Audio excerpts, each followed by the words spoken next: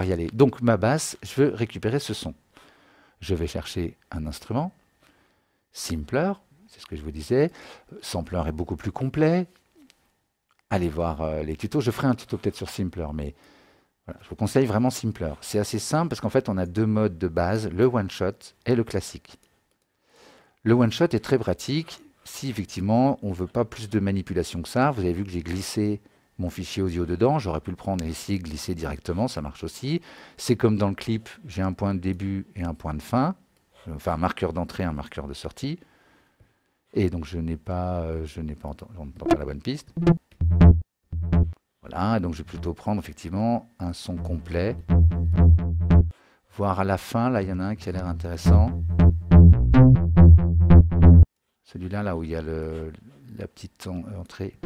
Bon, c'est comme on veut. Non, peut-être celui-là était mieux finalement. Ouais, l'attaque est plus nette. Voilà, c'est fait.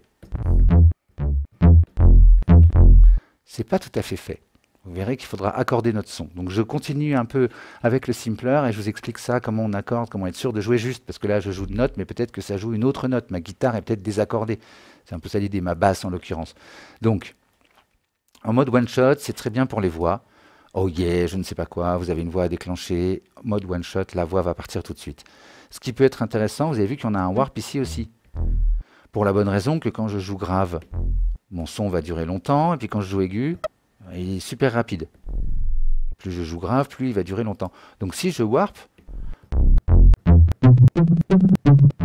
donc il va pouvoir étirer le son pour qu'il dure toujours la même durée.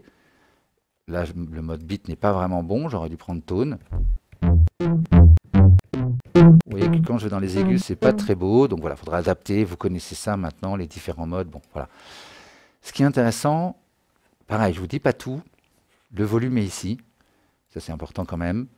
Ça va réagir plus ou moins à la vélocité. Donc là, je peux jouer tout doucement ou très fort, alors que là, quand je joue doucement, ça module que de 40%.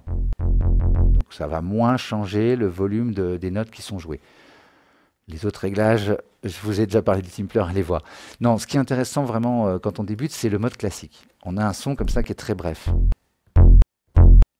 D'accord? Eh bien, je vais pouvoir le rallonger. Je me suis mis en mode classique. J'active la loupe. Et c'est là où peut-être je vais aller chercher celui du bout qui est plus long. Parce qu'effectivement, je vais avoir besoin d'un son le plus long possible.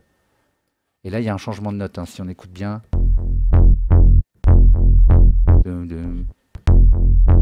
Alors pourquoi pas? C'est vrai que peut-être ça serait jouable, tiens. J'ai l'impression qu'il y avait un changement de note. Je sais pas, j'entends mal aujourd'hui. Donc voilà, j'active la loupe ici. Mais c'est pas ça qu'on veut. On voudrait un fade, on voudrait mettre en boucle la fin du son. Mais regardez, c'est ce paramètre la loupe qui permet de dire on met la fin en boucle. C'est comme dans le clip, hein, la lecture part ici, mais c'est ça qui est en boucle. Et je peux même rajouter un fade, donc il faut que j'enlève le warp, sinon ça ne marche pas. Et là, je peux rajouter un fade. Ah ouais, effectivement, je pense qu'avec ce son plus long là, ici, ce sera plus intéressant.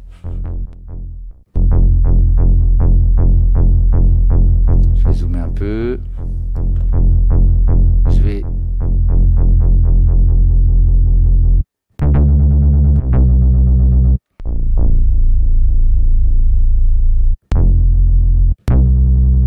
Donc je peux rajouter un release par exemple.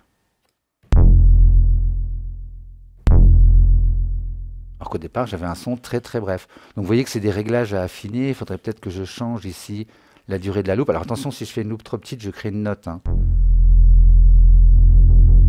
Bon, là ça va encore.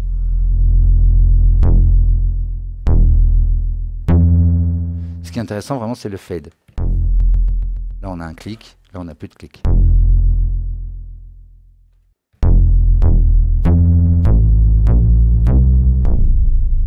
Ok, voilà, je ne vais pas vous en dire plus. Si vous voulez aller plus loin, vous testez un peu. Là, il y a deux écrans sample où on a donc manipulé notre sample et contrôle où on voit qu'il y a un filtre, on voit qu'il y a un LFO. Si vous ne connaissez pas ça, il y a un dojo là-dessus. Je vous en parlerai à la fin. Donc voilà, on peut filtrer les choses.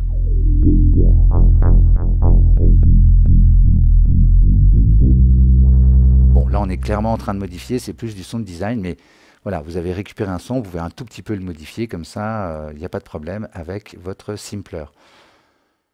Très bien, très bien, très bien.